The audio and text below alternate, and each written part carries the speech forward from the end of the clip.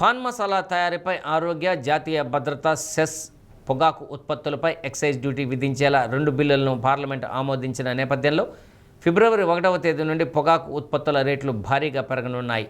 పొగాకు ఉత్పత్తులపై వస్తు సేవల పన్ను జీఎస్టీకి అదనంగా ఎక్సైజ్ సుంకాన్ని విధిస్తున్నారు.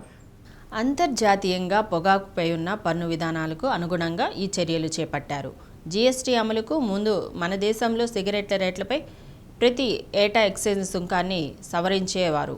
2017 జూలైలో జీఎస్టీ అమల్లోకి వచ్చిన తర్వాత గత 7 ఏళ్లుగా ఎలాంటి మార్పులు చేపట్టలేదు.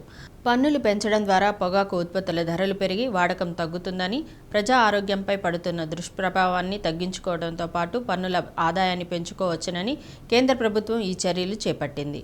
పాన్ మసాలాపై జాతీయ ఆరోగ్య భద్రతా సెస్, పొగాకు ఉత్పత్తులపై అదనపు ఎక్సైజ్ ట్యాక్స్ ఉంటుంది.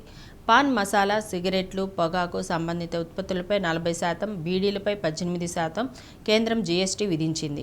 పొగాకు ఉత్పత్తులపై 40% ఉన్న జీఎస్టీ ఇది అదనం కానుంది. అయితే సిగరెట్లపై ఎక్సైజ్ సుంకం పెంపు కారణంగా ధరలు మరీ పెరిగి సిగరెట్లు స్మగ్లింగ్ పెరగవచ్చునని టొబాకో ఇన్స్టిట్యూట్ ఆఫ్ ఇండియా అభిప్రాయపడింది. భారీ స్థాయి పెంపును ఒకేసారి కాకుండా పలు దఫాలుగా అమల్లోకి తీసుకురావాలని సిగరెట్ తయారీ కంపెనీలు కోరుతున్నాయి. లక్షల మంది రైతులు, కంపెనీలు, రిటైలర్లు, స్థానిక సరఫరా సంస్థలపై భారీ ప్రభావం పడనుందని, టొబాకో ఉత్పత్తుల స్మగ్లింగ్ కారణంగా దేశీయ పరిశ్రమ దెబ్బతింటుందన్నారు.